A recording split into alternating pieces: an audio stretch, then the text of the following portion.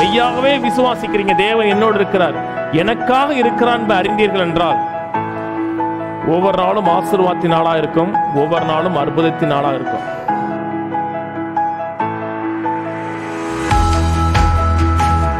இவைகளை குறித்து நாம் என்ன சொல்லுவோம்? தேவன் நம்முடைய பட்சத்தில் இருந்தால் நமக்கு விரோதமாக இருப்பவன் யார்?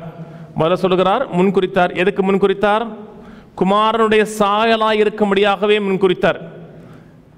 சொல்றாருங்க 29, தம்முடைய குமாரன் அநேக சகோதரருக்குள்ளே முதற் பேராரவராய் இருக்கும் பொருட்டு தேவன் எவர்களை முன்குறித்தாரோ அவர்களை தன் குமாரனுடைய சாயலுக்கு ஒப்பாய் இருப்பதற்கு முன்குறித்தார். தேவன் முன்குறித்தார்.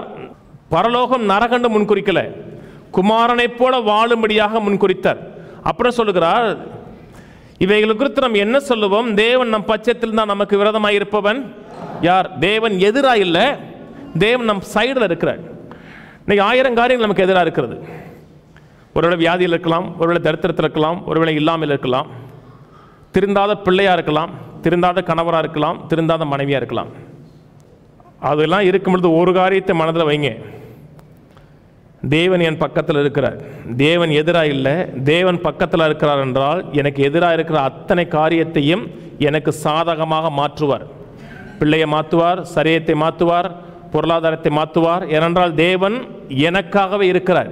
பழைய ஏற்பாட்டு காலத்தில், பழைய ஏற்பாட்டு பரிசுத்தவான்கள் மத்தியில் தேவன் உன் கூட இருக்கிறாருன்னு தெரிஞ்சாவே அவங்க ஜெயமாக வந்துடுவாங்க. கோலியாத்தை தாவீது அடிக்க போகிறார் இல்லையா? அப்போ சவுல் சொல்லி விடுறார், மகனே கர்த்தர் உன்னோடு இருக்கிறார். அப்படின்னா என்ன அர்த்தம்?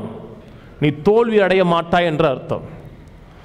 யாக்கோபிட்ட கர்த்தர் சொல்றாரு, நீ போகும்போது நான் உன்னோட இருப்பேங்கிறார். உன்னோட இருப்பேன்னு என்ன அர்த்தம்?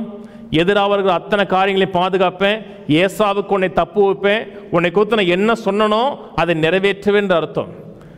ஒவ்வொரு கிறிஸ்துமஸ் கொண்டாடும் போது ஒரு காரியம் மனதில் வரணும், தேவன் என்னோடு இருக்கிறார். என்னோடு இருக்கிறது மட்டுமல்ல, அவர் எனக்காகவே இருக்கிறாருங்கிறது என்ன வரணும். அநேக நேரத்தில் உங்களுக்காக நீங்கள் இல்லை, அநேக நேரத்தில் நீங்களே உங்களுக்கு விரோதமாக இருக்கீங்க, உங்களே அடிச்சுக்கிறீங்க, உங்களே காயப்படுத்திக்கிறீங்க, உங்களை குறித்து நீங்களே நொந்து கொள்றீங்க. நீங்கள் உங்களுக்கு விரோதமாக இருந்தாலும் தேவன் உங்களுக்கு விரோதமாக இல்லை இல்லையா? கீழே வாசிங்க 32, தம்முடைய சொந்த குமாரன் என்று பாராமல் நம் எல்லாருக்கும் அவரை ஒப்பு கொடுத்தவர் அவரோடு கூட மற்ற எல்லாவற்றையும் அருளாதிருப்பது எப்படி? சொந்த குமாரன் என்றும் ஒப்பு கொடுத்தவர் அவரோடு கூட மற்ற எல்லாவற்றையும் அருளாதிருப்பது எப்படி? தமிழில் அருளாதிருப்பது எப்படின்னு மொட்டையாக விட்டாங்க, ஆங்கில பைபிளில் இலவசமாக அருளாதிருப்பது எப்படி? அவரை கொடுக்கும் பொழுதே தேவன் இலவசமாக தான் கொடுத்தார். இன்னைக்கு உங்கள் வீட்டில் பண்டிகையாக கேட்குறாங்க இல்லையா? மெய்யாவே கிறிஸ்துமஸோடைய நோக்கத்தை அறிந்து கொண்டீர்கள் என்றால் உங்களுக்கு 365 நாளும் பண்டிகையாக இருக்கும். ஏன்னா சொந்த குமாரனை இலவசமாக கொடுத்தது மட்டுமல்ல, மற்ற எல்லாவற்றையும் டெய்லி இலவசமாக கொடுக்குறார். டெய்லி கிறிஸ்துமஸ் தான். வீட்டில் விசேஷமான டெய்லி விசேஷம் தான்.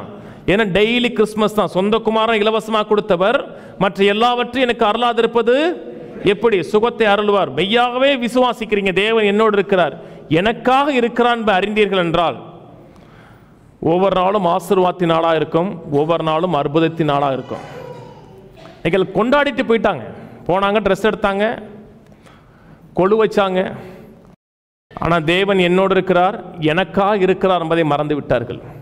கிறிஸ்துமஸ் கொண்டாடும் போது ஒரு எண்ணம் மானத்தில் இருக்கணும், தேவன் என்னோடு இருக்கிறார், எனக்காகவே இருக்கிறாங்கன்னு இருக்கணும். எனக்கு எதிராக இல்லை, எனக்காக இருக்கிறார். பிசாசு சொல்லுவோம், தேவன் மனுக்குலத்துக்கு ஆதரவாக இருந்தா ஏன் கொலை நடக்குது, ஏன் விபத்துகள் நடக்குது, ஏன் இவ்வளவு தீய காரியங்கள் நடக்குதுமா? உலகத்தில் நடக்கிற சம்பவங்களை மனதில் வைத்து தேவனோட அன்பை நிறுத்து பார்க்காதீங்க. அநேக மக்கள் தேவனை ஏற்றுக்கொள்ளல, தேவன் தங்களோடு இருக்கிறார் என்பதை உணர்ந்து கொள்ளவும் இல்லை. கல்வாரியை பாருங்க, சிந்தப்பட்ட ரத்தத்தை பாருங்க, பூமியில் இறங்கி வந்ததை பாருங்க. இதை பார்த்தீர்கள் தேவன் உங்களுக்காக இருக்கிறார், உங்களோடு இருக்கிறார், உங்களுக்காக என்ன நான் செய்வாருங்கிற உணர்வு உண்டாக ஆரம்பிக்கும்.